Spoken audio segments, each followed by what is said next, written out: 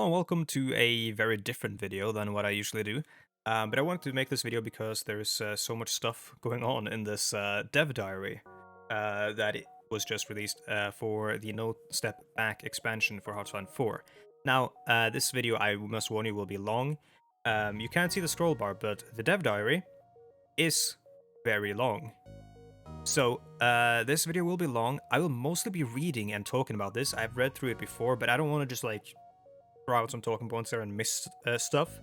I want to actually delve deep into this. This video will be dry. I'll be mostly talking about what I'm seeing, but it's basically going to be my sort of reactions to the new stuff. So they are, from what I can tell, going very deep on the actual extra content for the Soviet Union, similar in a sense to how they made extra content for the United States of America with their political system. By the way, the music you're hearing right now, FTL soundtrack, brilliant, brilliant game, faster than light. Recommend you check it out if you haven't. But the amount of content here is kind of staggering in terms of how they're reforming everything. So let's see. First of all, yes, everything we'll talk about today will be coming free with the Barbarossa update, although some content might vary if you don't own some of the previous DLCs. Yep. And all this stuff is work in progress. So, there are a bunch of new, national spirits and stuff, and focuses, which,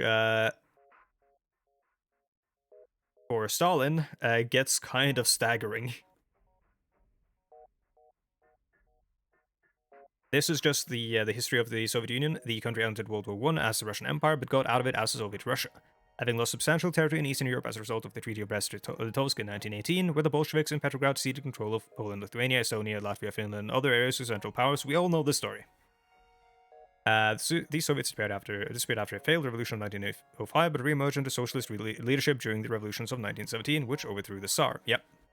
Blah, blah, blah. That's enough history for now. Let's take a look at the Soviet Union and the way it looks when you start the game in 1936. So, Joseph Stalin has the Heart of Steel trait. Political power gain, plus 5%, stability, minus 10%, war support, plus 5%, improved relations factor, or opinion, minus 5%, and master impact, minus 0.1%. Alright. We also have a minister there, which I believe is the head of the NKVD, which is also very interesting in the Soviet Union.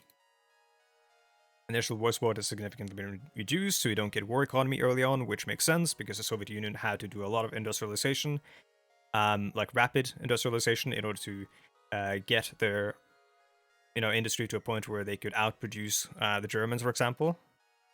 Home with the Revolution, Trotskyite plot, one of the big things that you're going to be dealing with in the early game, it seems like. We have a starting advisor, Genrikh Yagoda. He's one of 3 possible heads of the NKVD, each one with different characteristics, but you will not be able to manually remove and replace until you get rid of the purges, during which Yagoda might be purged and replaced by Yezhov, who can in turn be purged and replaced by Beria. That's happened historically. Yeah, so the NKVD head is it's fixed until the Great Purge has concluded, at which point you get a new one. Which is very different from, vanilla, where you just pop in a new one with 150 political power.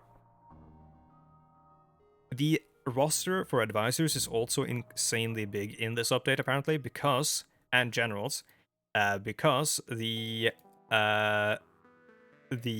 game will see you lose a lot of these.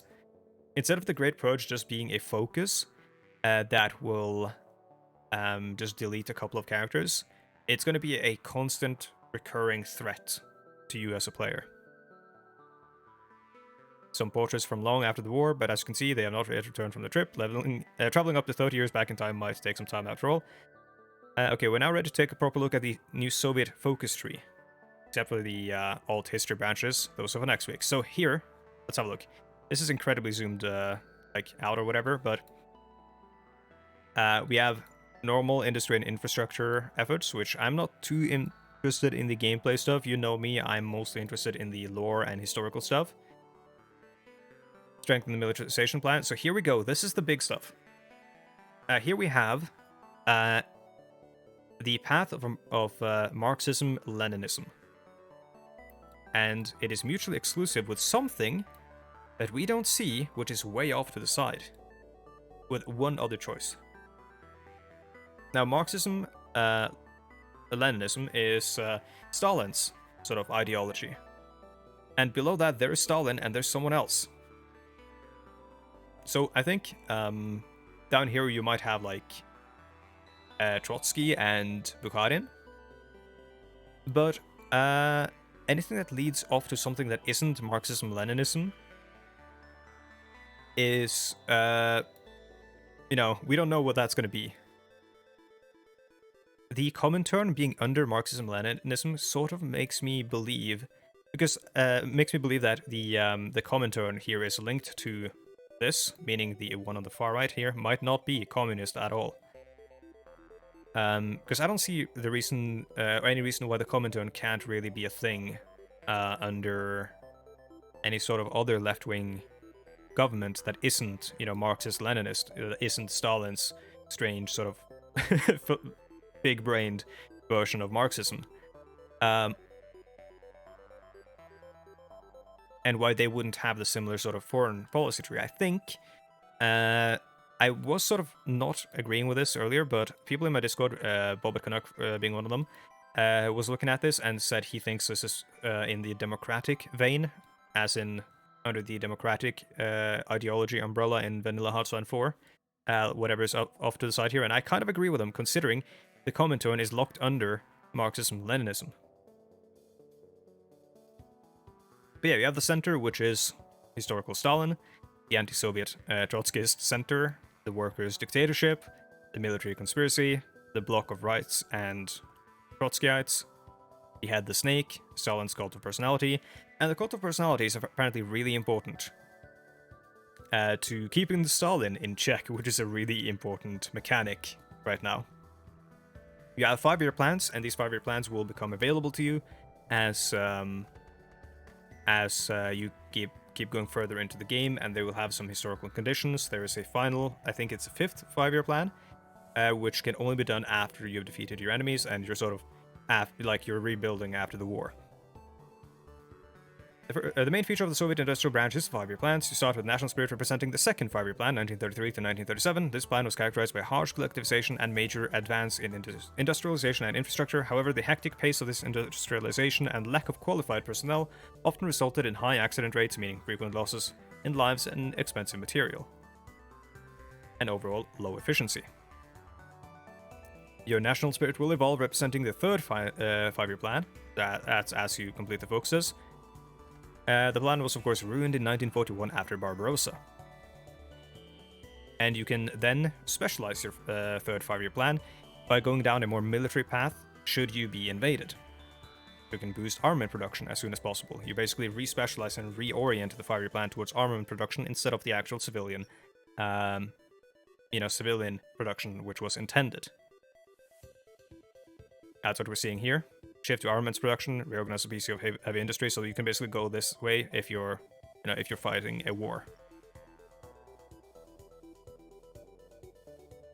That's not the end of the 5-year plans. If you manage to survive and defeat your enemies, and right after the peace conference against the enemy that ruined your 5-year plan, restoration and development will be automatically completed for you, not only granting temporary bonuses for repairing and rebuilding your potentially devastated industry and infrastructure with a cost in consumer goods, but also unlocking access to the 4th 5-year plan and final focuses in the industrial branch.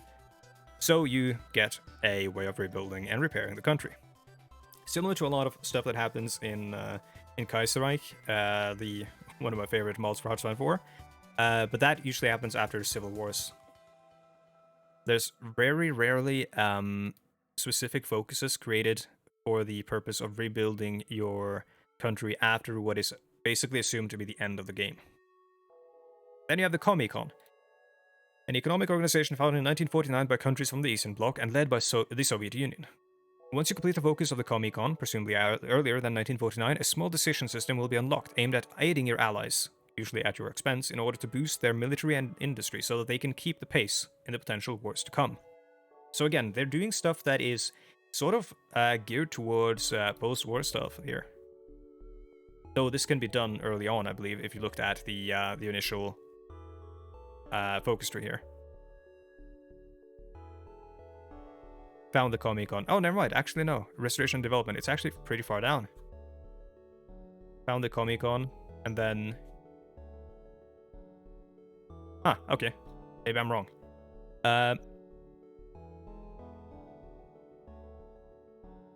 National specialists or rely on foreign exports. The Soviet Union historically relied on a lot of foreign exports, especially for like oil and stuff like that. The Gossprojektstroj was a state design and construction bureau set up in 1930 following an agreement with the architect of Detroit, Albert Kahn, in which American architects became consultants for all industrial constructions in the Soviet Union in the early 30s. This is one of many cases in which the USSR concluded agreements with foreign companies, mainly American, Ford, General Electric, and German, Krupp Borsig, to carry out industrialization during the years of the first 5-year plan. Yeah. And, oh, I forget his name. Like an oil guy. I think Koch, actually. The Koch brothers, or whatever. Koch? Yeah, I just realized I just said a bad word. But they were the... They were involved in the USSR, weren't they? There was one guy who, I forget his name, I think he was their father or something, who was involved in oil in both Nazi Germany and the Soviet Union, playing both sides, 5-head move. And then everyone who loves civil liberty and is on the American right or whatever in America loves him now, which is ironic. The Russian Academy, or his son, I don't remember. The Russian Academy of Sciences, founded in 1700, became the highest scientific institution in the Soviet Union after the revolution. National academies appeared throughout the 20th century in the Union republics, and regional branches were created as part of the USSR Academy of Sciences. Probably just research slots, right? The first focus will grant you a research slot and a small bonus, 1%, to research speed. The second will allow you to build more academies of sciences in the Soviet republics. Oh, as like decisions. For an extra 1% research speed each, and if built on a puppeted republic, then it will also boost your puppets research. Now that's a win-win if I've ever seen one. That's really cool, I like that. And moving on to the Air Force branch. Seems very standard, honestly. Yep, it's not... Soviet aviation was not as good in shape as Soviet media seemed to indicate. It was plagued by mismanagement, inefficiency, and technologically deficient equipment, leading to staggeringly high accident rate. In early 1941, prior to the war, apparently 2 to 3 planes on average were lost daily due to accidents, which led to the famous flying coffin incident, which sealed Pavel Rychegov's fate during the Great Purge. Great Purge took its toll on the Soviet Air Force as well. Not really all that interesting. This terrible situation is represented in the National Spirit Soviet Air Force, which has fairly harsh and frightening penalties to anything related to getting your feet off the ground. Oh my god. Air accidents chance plus 75%. This is something you want to get rid of immediately, I think. So you can train up your Air Force and get that air experience, so you can start making new air or plane models. You can fix most of these penalties and get some bonuses too, yep. While the right is focused on getting skilled aviators from among flying clubs, training men and women alike to become competent army pilots, culminating in the 3 all-female aviation regiments formed by Marina Raskova. They come with aces and everything, so this is the Night Witches and stuff like that, right? Yeah, Night Bomber, there you go. Night Bombers, the Night Witches. That's really cool. Soviet Navy, they possessed a few large and modern warships. Yeah, who cares about the Navy when you're the Soviets? Stalin pushed to turn the maritime strategy into a resolutely offensive one, but the construction of large military vessels was hindered by the war. Anyways, when Operation Barbarossa commenced, the German bombers focused on airfields instead of targeting naval bases. The Third Reich didn't need to destroy the Soviet Navy as long as their Navy managed to blockade Soviet ships in their ports with mines.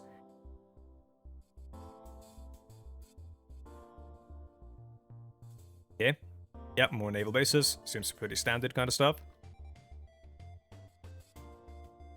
Modify the Red Fleet by screen production cost, okay.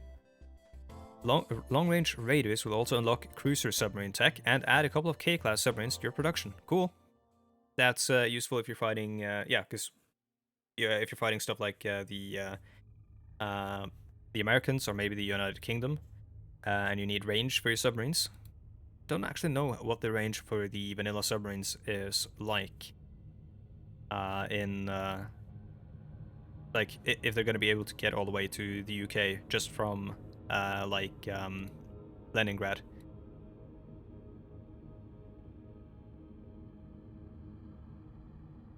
Almost thought that was a big Karl Marx head.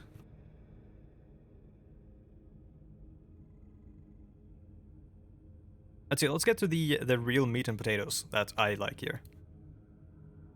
Plant reorganization. This is sheer complexity of just keeping track of a single designer candidate during hard to enforce timelines. Since many plants were repeatedly renamed or redesignated. Oh my god, merge plants, okay. So you get to do the chaos of Soviet industry here. Merge plant number 172. Modify current. Oh my god. Good luck keeping track of all this. New designers. Yep. Oh, this is cool. The Atomic Bomb Project. Further down the tree, we have the Leningrad Polytechnical Institute, which will grant you your 5th research slot, the Road of Life, and the Soviet Atomic Bomb Project. The Road of Life were the transport routes across Lake Ladoga, water routes during the period in which the lake is navigable, and ice routes in winter. To Leningrad during the Second World War. They were the only Soviet surface routes into the city while it was besieged by the Germans. If you want to know more about the Road of Life, I can recommend watching a fantastic episode centered around the siege of Leningrad as part of the documentary Soviet Storm World War II, blah blah blah. Okay, cool. I mean, that's the lake, I believe, east of Leningrad, isn't it? The Soviet Atomic Bomb Project was the military project part of the Soviet Atomic Bomb, or Program for Nuclear Research and Development, aimed at developing nuclear weapons during the war. It was greatly stimulated by activities and achievements of scientific institutions and military industry of foreign powers such as the German Reich and the United States of America. Initial efforts were hampered by the German invasion and remained largely reliant on the intelligence knowledge gained from the Soviet spy rings working in the USA's Manhattan Project. You need at least 7 academies of science, which was those that give you 1% increase in research speed. It will provide an array of bonuses and tools to infiltrate enemy atomic programs and develop your own nuclear bombs, including an extra operative slot and a new historical operative. Ursula Kuczynski. Cool. Here's the army branch. Keep commissars organization, swap to political advisors, barrier troops. So here you have something interesting. You have the new penal battalions, which were a thing. The Red Army has a lot of red modifiers. How fitting, right? Well, no worries. Most of the focuses of this branch will deal with those red modifiers, gradually putting your unreliable army in very good shape. After the Russian Civil... Yeah, you can restore the Cossack units, or opt for cohesion first. Cossacks were disbanded, since many of them sided with the White Movement. However, in 1936, the restrictions on conscription of Cossacks for the Red Army were lifted, and some cavalry divisions received the status of Cossack divisions. The wearing of the previously prohibited Cossack uniform was also restored. And in this uniform walked the Cossack units in their first military parade blah blah blah. In-game, Cossack units will grant you small bonuses to cavalry, a new general, and a few divisions, including a new Cossack cavalry template. To be fair, the template is inspired by the composition of cavalry divisions, not necessarily Cossacks, later on around 1941, but I really wanted to offer the player an interesting cavalry template from which to work on. Okay, can we see the template? No, we cannot. Never mind. Get 4 cavalry divisions and 1 infantry division. Seems cool enough. Oh no, there it is. 4 cavalry, 1 motorized, 1 tank, and 1 motorized artillery. Seems like a really strong cavalry template, honestly. Though this stuff is probably unnecessary. Cohesion first will instead boost your division organization in exchange for some extra training time.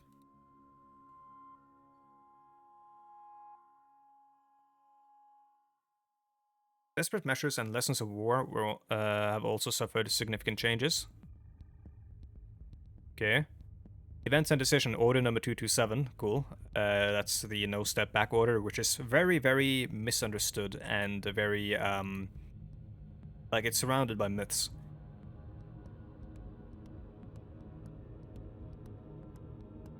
Focus is probably the turning point in which the Red Army leaves behind the terrible state in which it was at the start of the game to begin the path towards becoming a formidable military force. The focus will not only add key bonuses to the Red Army national spirit, but it will also unlock the famous Order 227, no step back, which will in turn unlock decisions to prepare and carry out important military offensives.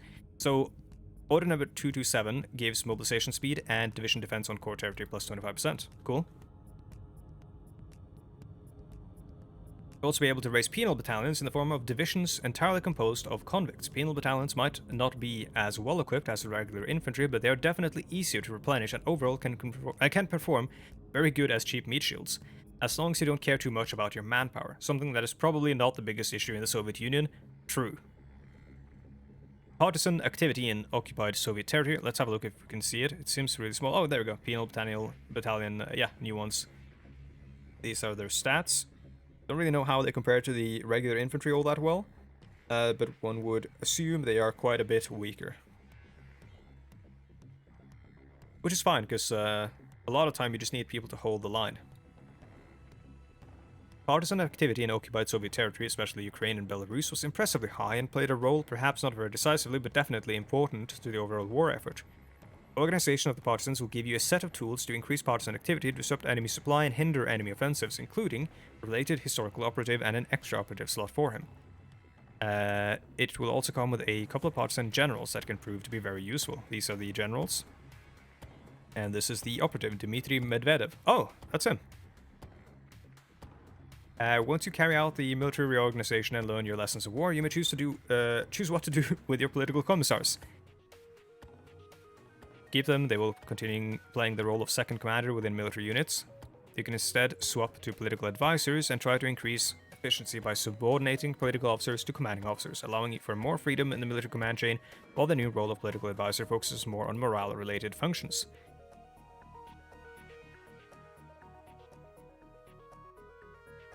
Alright. Glory of the Red Army will make it easier for you to unlock those last doctrines remaining and field more special forces divisions. It will also unlock a Soviet-specific improved version of the Blitz tactic, as well as a new general I read a lot about, General Rybalko. Okay. Internal Affairs Branch. This is, yeah, common branch for the communist paths. Yeah, so this is one of the new cool things, the agitprop system. The propaganda campaign system unlocked by the focus expand the agitprop. As you probably know, propaganda was a very important tool that the Soviet Union used extensively through media, books, films, theater, etc. The use of propaganda was far from being Soviet-specific, but truth be told, Soviet propaganda was very characteristic. It was.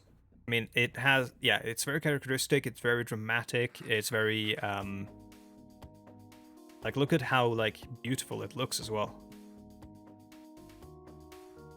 Propaganda campaigns are a decision-driven system full of new and IMO very cool art from real Soviet propaganda posters. The system has 3 slots that will allow you to activate up to 3 different propaganda campaigns at a time from a total of 24 campaigns. Each time you activate one, it's going to cost more to activate the same one, and there will be a cooldown before it's available again. So they're basically just like periodic bonuses. Unlock the system with a limited number of campaigns and only 1 poster slot. You will get extra slots in the focuses right below expand the agitprop. There are many different campaigns, and there are military campaigns that will grant bonuses to MP, breakthrough, or core defense. There are industry-related campaigns that will boost production and repair speed. There are campaigns related to prosperity, campaigns to glorify and support the partisans, etc. Also, a very small yet cool detail is that all these posters will actually age when they near the end of the campaign duration. That's kind of cool, actually. Yeah, look at that. They've started doing more of this, like, presentation stuff in the expansions, like La Resistance, with the cool, like, flames on the operations when they're done. Like, sort of destroy the documents, right? Internal Affairs. Yeah, propaganda and stuff. You'll get promoted. Further down, Positive Heroism Branch, you will get some production and military bonuses, and some of your generals will get promoted to marshals. Prioritizing Konev, Rokossovsky, and Zhukov, if possible. Important to say, if possible, because later down, something bad happens. Then you have the Patriarch Sergei.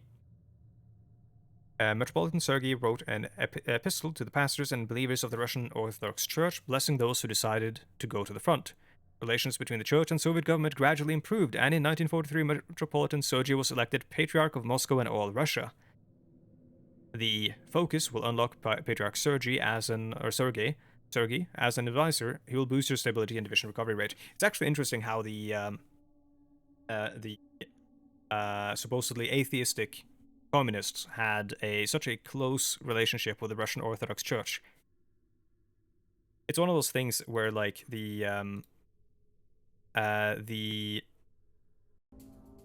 Russians, or like the Russian communism was very much like a sort of nationalistic thing. It had nationalism deeply rooted in it. It was also, like, that nationalism was also closely linked with Russian Orthodox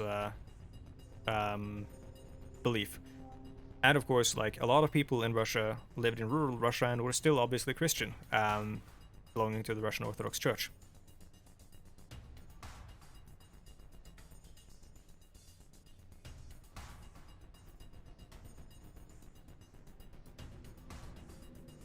Seek a defense pact with the Allies, which can include Poland and stuff, which can create a sort of little rift with the French.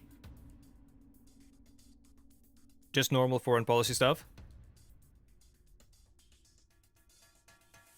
Now, we've finally made it to the political branch, which is what I think is the most interesting. As you may know, the 30s and 40s were quite turbulent times in terms of social stability in the Soviet Union, you don't say. So here's the really cool thing, and really funny thing, this is actually hilarious to me, that they've added. They've added a Stalin's paranoia system, whereby you have to keep Stalin in check, or everything goes to shit.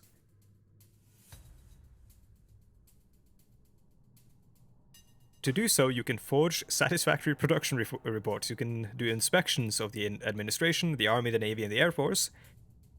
And you get a weekly gain of 2% of Stalin's paranoia. When it gets high, certain levels, purges start happening. Stalin will just like write on, he'll write up a list of names and get rid of them because he thinks they're enemies of the state. Will slowly impact your paranoia over time. These ones come from the leader and advisor, that traits that will be applied to Stalin and the NKVD advisors the moment the system is activated. So now he gets paranoid. Stalin's paranoia increases by 1 weekly. Stalin's paranoia decreases by 10% on socialism in one country. Well, once the system is activated, random purge events might happen if your paranoia gets over 25. The higher the paranoia, the more days it's been that high, the more likely it is that for a purge to happen. So the mean time to happen sort of event system from Paradox Games. If paranoia goes over 75, note that it's capped at 100, then really, really nasty things can happen, and you might get what I call great purge events instead of regular purge ones. Basically, you can essentially end up with your NKVD leader getting yeeted from a regular purge event. You can end up with your Air Force and your army and your bureaucracy getting purged, which gives these things. Sometimes it doesn't have to remove advisors or generals, but as time goes on, the purges will start removing more generals and advisors. There's a chance of that, and eventually you end up with with far less of them. You can see how it's graphically represented, which is funny as well. They all show up like this as icons. You'll have a bunch of named ones, and then you'll start getting generic ones like this one. As all of them get purged. Every time a purge happens, it means someone has been subjected to oppression, to say the least, so you'll start with a huge roster of characters in the form of political and military advisors and military leaders. The list will slowly be reduced more and more and more as people get purged. Now, how do we get rid of Stalin's paranoia? Well, that's where the focus tree comes into play. The Stalinist tree can be split into 2 parts, the upper half before the purges and the bottom half after you have removed the paranoia system. So yeah, so it's all about removing the paranoia system when it's in play, and after that you can stop thinking about it, I assume. What's fun is that I think these systems might make for some nice and maybe fun mods, depending on the context. I don't think the Stalin's paranoia system will have any place in Kaiserreich. Maybe for someone like Baron Ungen von Sternberg in Mongolia, if you want to do something really funny there. If you want to keep him kind of memey, but not too. I think that would be cool, because they did a whole thing where they stopped doing meme characters in Kaiserreich, and a lot of people were upset with that. The purge-related focuses have a cooldown requirement which will prevent the player from rushing that part of the tree, but once you complete the block of rights and Trotskyites, the 3rd Moscow trial event will be triggered and the paranoia system will be removed forever. The purges have finally ended. Last remaining part of the focus tree, Stalin's cult of personality. Yeah. This part of the Stalinist branch is mainly focused on developing a strong cult of personality around Stalin. starting with a new unlocked propaganda campaign, but you will also find focuses granting some bonuses to Politburo, building some railways and unlocking a tank design template. I don't think this is the one that you unlock, the IS-2. Unless it is. Because it says, can you guess which one? I'm thinking it's going to be one of the insane ones. Back to the cult of personality. All these focuses are titles that were at some point applied to Stalin in real life. Yeah, so as as you keep going down this path, Stalin gets more and more insane traits. Faithful servant of Lenin, architect of communism, and yeah, you end up with Sigma Stalin.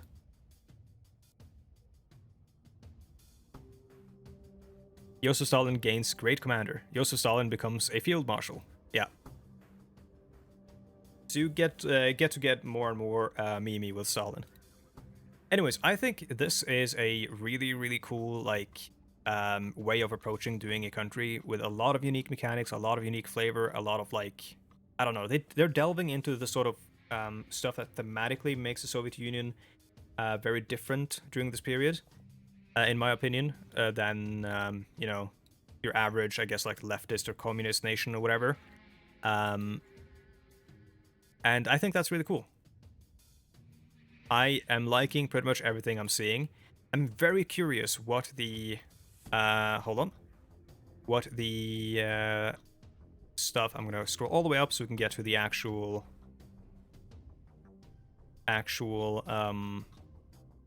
focus tree. Oh my god, we looked at so much. And it has been 30 minutes roughly. Holy crap, I forgot it's so long. Victoria 3, looking forward to that as well.